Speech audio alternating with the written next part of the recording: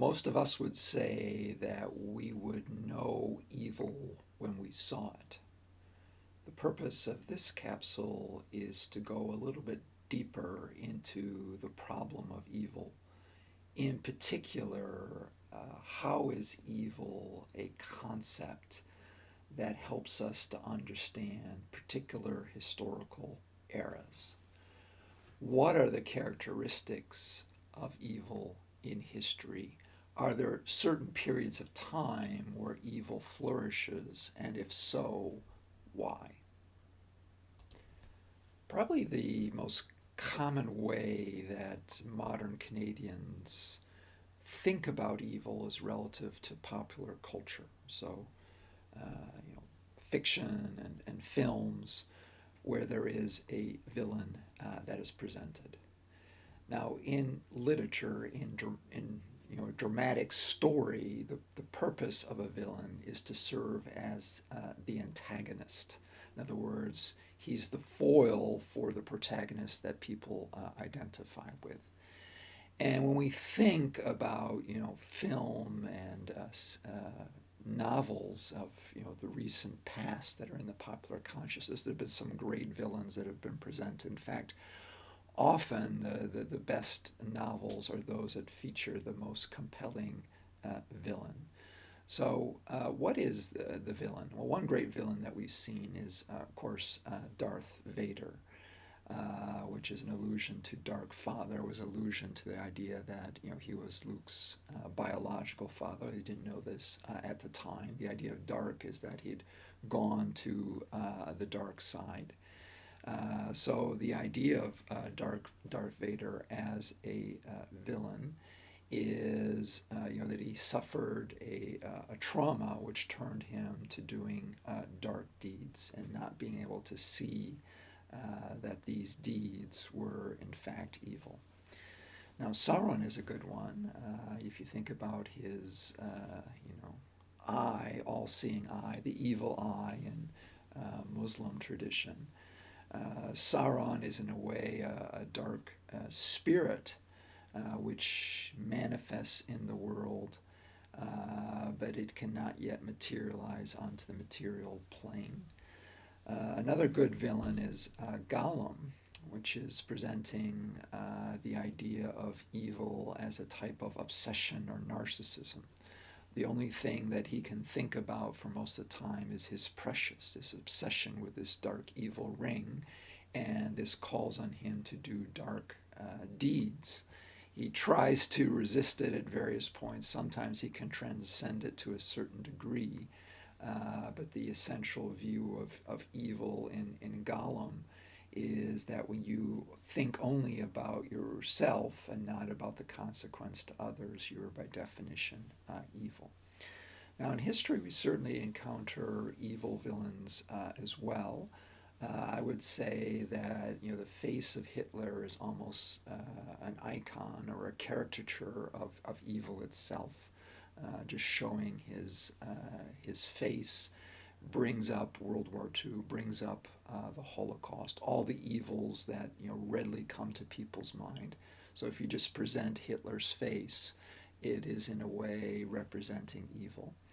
And what's interesting about that is, when you think about Stalin, who certainly was a very murderous man, and arguably you could argue since he had a longer tenure, he killed more people than Hitler, or was at least implicated in their death in various ways.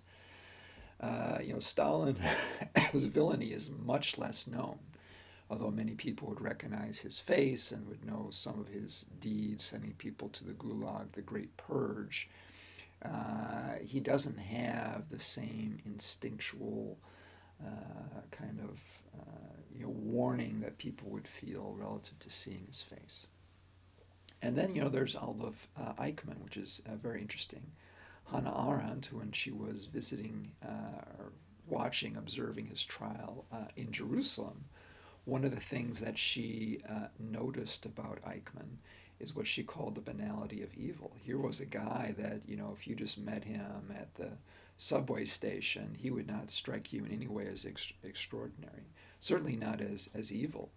And here's a guy that could work a long day at the office, sending thousands of Jews to their death, scheming in that way, and then completely abstract that and go home and have a lovely dinner with his family and play with his kids and seem to be a loving father. How could you explain that this ordinary person, this loving husband, could also be a mass murderer, a killer on a grand scale?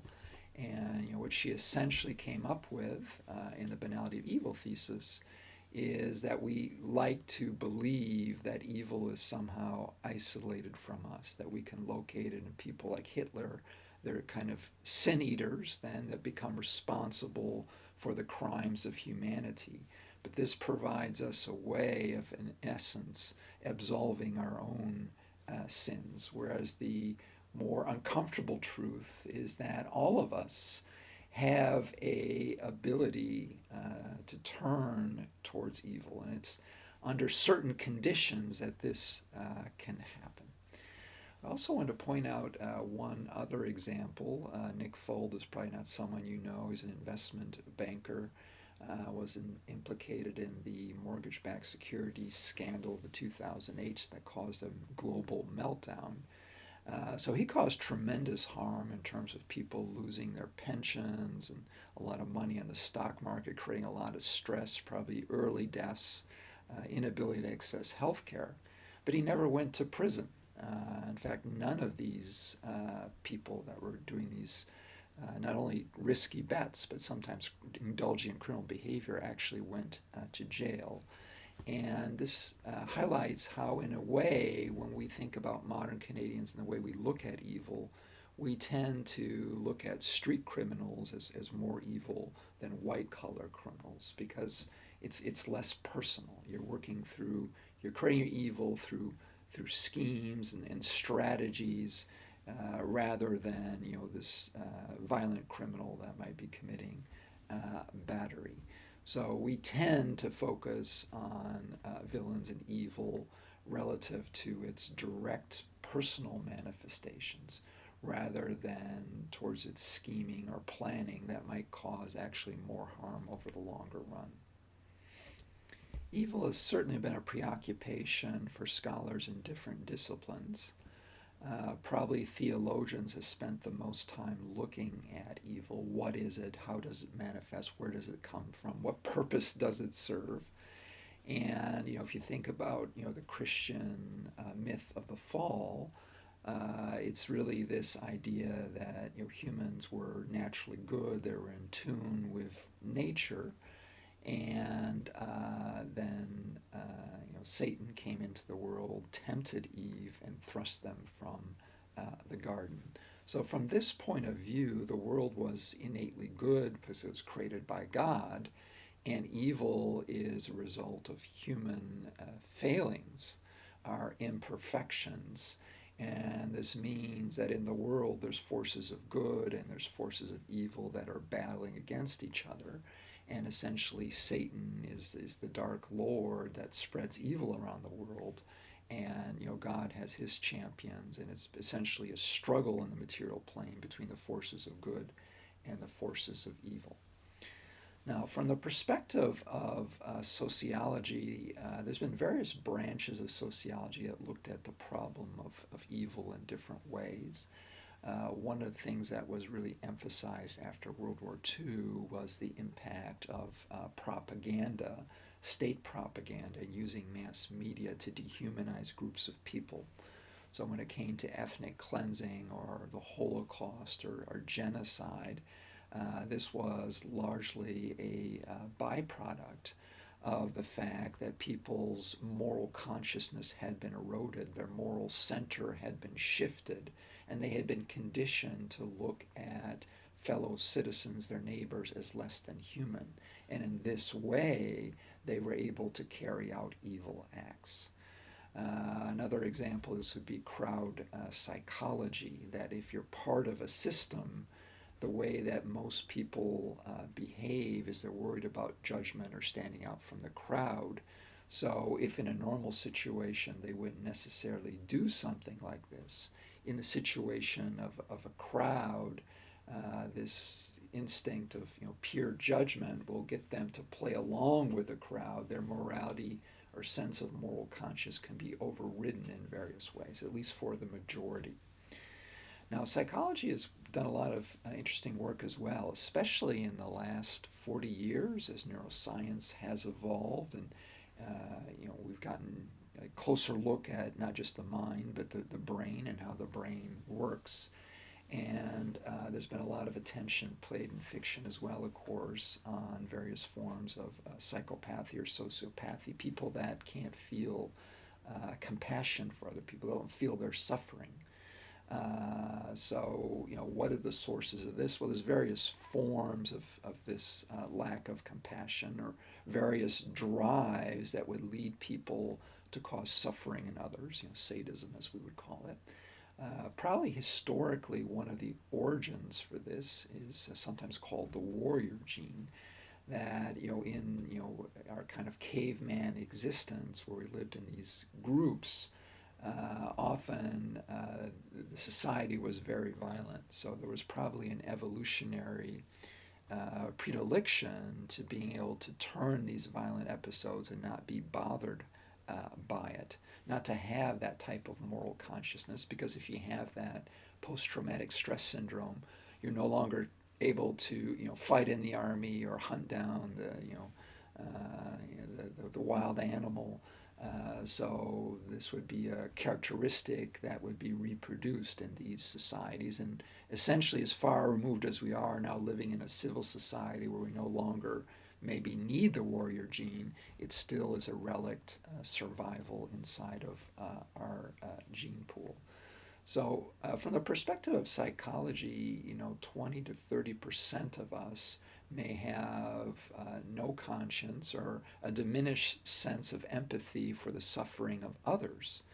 And from this point of view, these people may be perfectly moral, they may not be criminal, they may not create any harm, but they do so largely for intellectual reasons, conformity reasons. But there's no moral consciousness that's going to hold them in check in terms of feeling any compassion for someone who is suffering, or to feel responsible for harm that they may have caused. Now, it's very common for historians to, slice time and define eras, and one of the things that's often done is to describe, these areas are areas of prosperity. This is the Enlightenment, and these are dark areas. And there's various dark ages that historians have identified. For example, when it comes to classical studies, there's often the Dorian Age. And the idea is, when it came to literary texts, there's just not a lot of them, even a lot of archaeological or architectural history. There's not a lot of building that went on. So this was generally a period of political and economic crisis. Society was struggling so much that it didn't create a lot of surplus. People didn't have time to philosophize or invest in building, so it's relatively speaking a dark age. There's also the medieval ages, and it's very hard. I mean, medieval period, to me, it almost means nothing. It's really the period from late antiquity all the way to the Black Death, or maybe sometimes the French Revolution. We have very inexact times, and it's 1,000 to 1,300 years of history, and you can't possibly label an era that's that long, in one particular way. Generally speaking, the medieval period is between the fall of Rome, so that's why it's a dark period, and before the Enlightenment, when science and discovery created a new golden age. But when it comes to these dark periods, are we really using some kind of objective metric, like standard of living or longevity, or is it really just more of a narrative technique? We're taking this word and we're saying it's a dark period to give it a flavor in general. So it's, in other words, just a way of plotting the story or situating the medieval period between the fall of Rome and the Enlightenment. Now, you do have certain eras where we can definitely identify a diminution in the standard of living, World War II, for example, there was such a brutal war, industrialized states in total war, fighting each other for a long period of time. So, there's 60 million deaths, 100 of millions of people that are, traumatized, refugees in various ways. And we can find this in the historical record or measure it, relative to displaced persons, deaths, shorter longevity in general in the population. But it isn't always necessarily due to human events or wars. It could also be caused by climatic events. Or often climatic events or natural disasters can also precipitate wars. They may be connected in a double fashion. Now, we wouldn't often in historiography talk about evil events, but in general, when we're looking at events, certainly events that we would describe informally as evil have attracted a lot of historical attention. So, if we were going to look at the evil in history and try to figure out what were the events that were evil and try to classify them, one of the criteria we'd probably use is just the notion of scale. Someone might do a very terrible act. It might be, for instance, a brutal murder, but unless this brutal event had a larger impact in society, it wouldn't necessarily go up the scale of being historically as significant. Whereas if you have the Holocaust, one of the reasons it's remembered is just because of not just the barbarism, but also the scale of its impact. 6 million Jews were killed, many non-Jews as well, like the Roma people. So the reason that there's been a lot of scholarship on the Holocaust, including historical scholarship, is simply because it was a significant event, not only for the victims, but also in terms of the historical memory and generations that came after, trying to understand the event and react to it. Another important criteria, I think, of what we consider to be evil in history is the idea of agency. There might be very horrible events like the Kone quake, and this caused devastation in Tokyo, and a lot of people died in terms of fires. But generally, the way we understand natural disasters is that they can't be prevented. There's no human responsibility, so they're simply tragic. And when it comes to other events like the Nanking massacre, even if there's less deaths than maybe a natural disaster, it's an atrocity. It's a violation of the code, our moral code, and as a result, it is an evil act. It was coming with human intention, and therefore it has an edifying purpose. We need to study this so we can understand what happened, what can we learn from this, how might it be prevented in the future. We can see also there's a difference between the commission of mass murder or atrocities versus the planning of it. So the Wannsee Conference is a very famous example. We have a very good transcript of the conversations that was had relative to the Nazi bureaucracy in planning the Holocaust. So what we can see on display here is that they're not, actually committing any violent acts immediately, but the way that they're discussing, the genocide of the Jewish people is so, cold and has such dramatic consequences that this is also evil. The idea of intents and planning is one of the characteristics that we associate with evil. On the other hand, we also have to acknowledge that when it comes to an evil act, we're not always on agreement on who is evil or what makes them evil. Potentially an act might be seen as evil by one group of people, but not necessarily by the other side, or seen in a different context. Maybe the label evil wouldn't really apply. So certainly for Americans, the bombing of Pearl Harbor was a treacherous act without a declaration of war.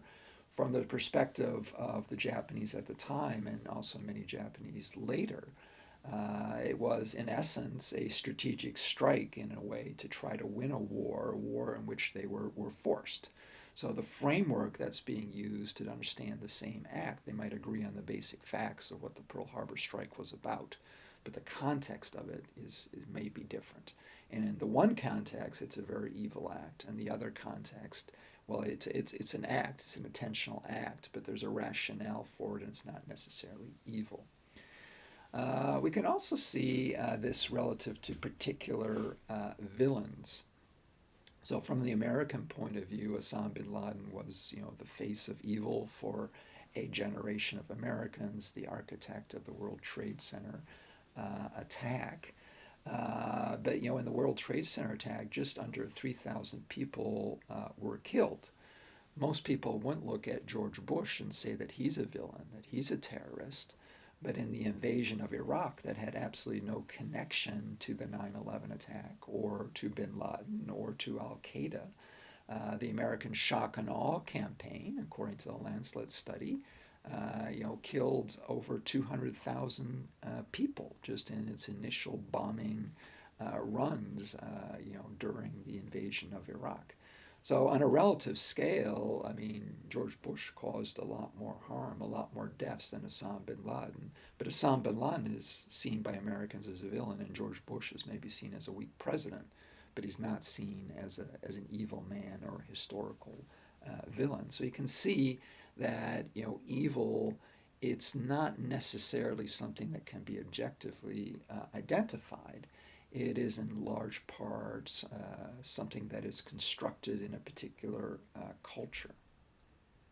I want to go on a little discussion by looking at gender, because one of the things that we can see from the pages of history is that when we associate, the worst atrocities or the most murderous dictators, almost all of them are men.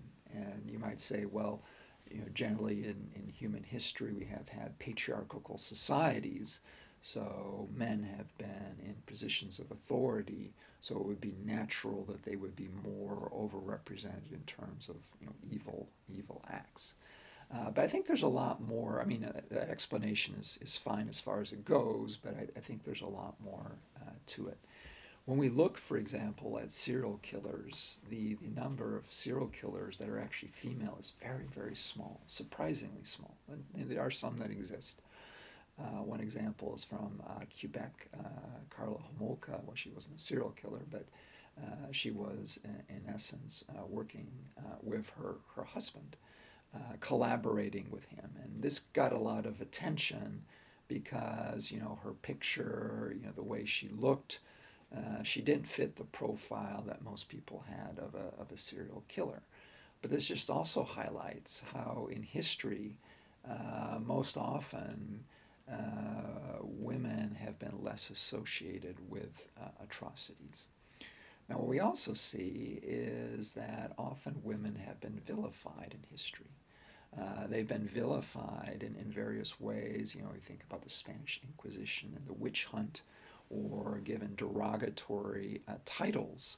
Often these women are described as evil, not because of anything, crimes that are committing or murders, but because they're defying traditional gender roles, and therefore they're being bullied and harassed for challenging the social order. There's another example that I think is interesting when we think about the relationship between evil and gender, and that is the idea of violation. Violation is a very important principle in terms of how we look at evil. And if you think about past press stories, one form of murder that's attracted a lot of attention are mothers that kill their children. Now, often this happens relative to mental health illness and divorces and everything else, and a mother that wants to commit suicide can't imagine leaving her babies under the hands of her abusive husband in some cases. But the idea of a mother killing her children, drowning them in the bathtub or whatever the instrument of murder may be, is raises a chord of disgust among normal Canadians. And this is because the mother's role by gender is supposed to be nurturing. So to kill your children is the absolute violation. This is what makes her evil. Now, having tried to clarify, what is our notion of evil, and how do we, does this notion appear in the pages of history? Let's now go a little bit deeper and think about, what are the historical conditions in which evil might flourish, the evil that we've defined.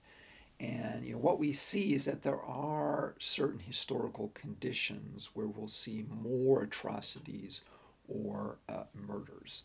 So let's see if we can isolate the causality that triggers these dark ages. Well, first of all, what we see is that, looking at human nature, is that human nature in general in a civilized society is constrained by the political system, the laws, and also by convention, social morality. But under certain conditions, it can break down. For example, in the siege of Leningrad, people became so hungry that their body, in a way, the urge for food becomes so great that it overrode their brain or their moral center. So in these conditions of absolute hunger, where you're near the point of death, your body will cry out to food, and you'll even consider eating other humans.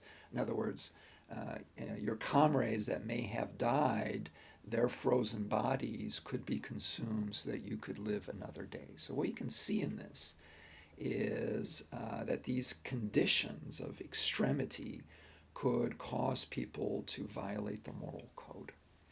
Now, if we look at this in a more broader sociological sense, we can also see examples like the Spanish Civil War, where in a way from 31 to 1936, right before the Spanish Civil War, there's a breakdown of political decorum and atrocities by both the left and the right.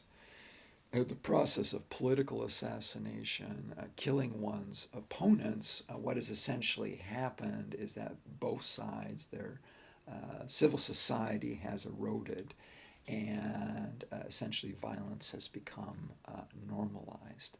So in a process of state failure or the erosion of civil society, now these restraints that used to prevent people from acting out on violent impulses are no longer present.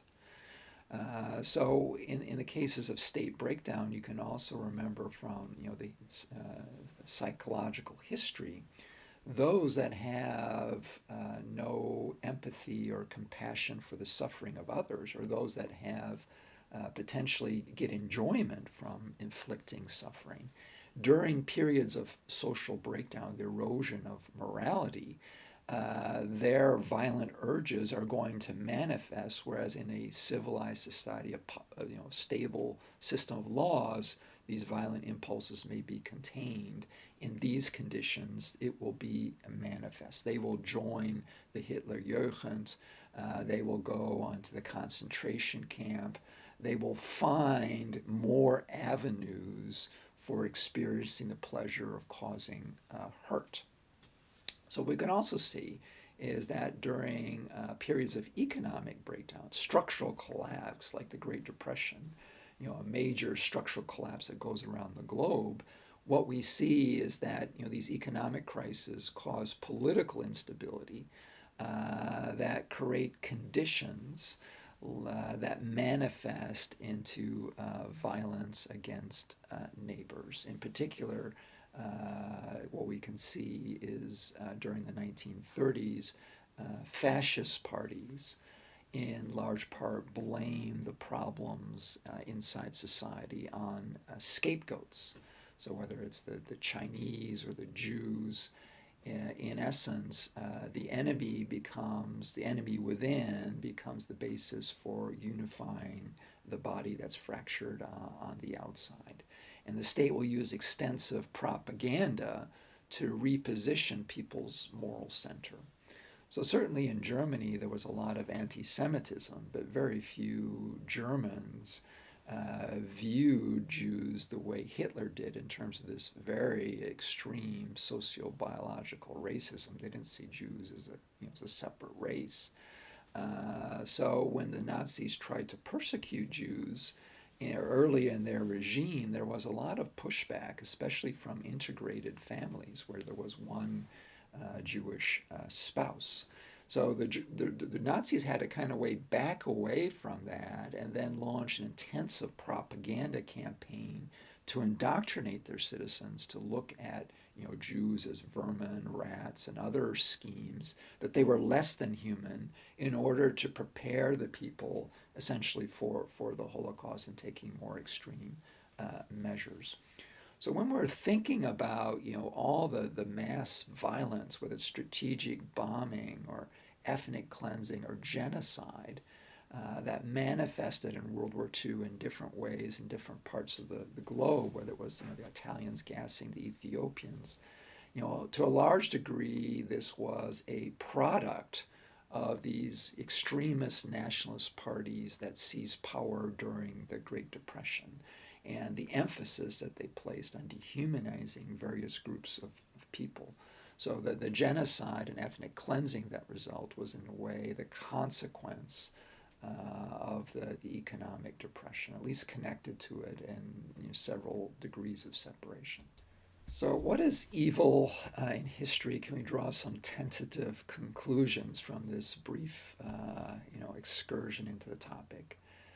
What we see is that evil as a word is kind of a label that we ascribe to people that we see as villains, those that are violating our moral code. It's something that's very difficult to objectively identify. As I would mention with Osama bin Laden and George Bush, objectively George Bush caused more harm, more deaths. But Osama bin Laden is seen by most Americans as evil. So in that sense, evil is in the eye of the beholder.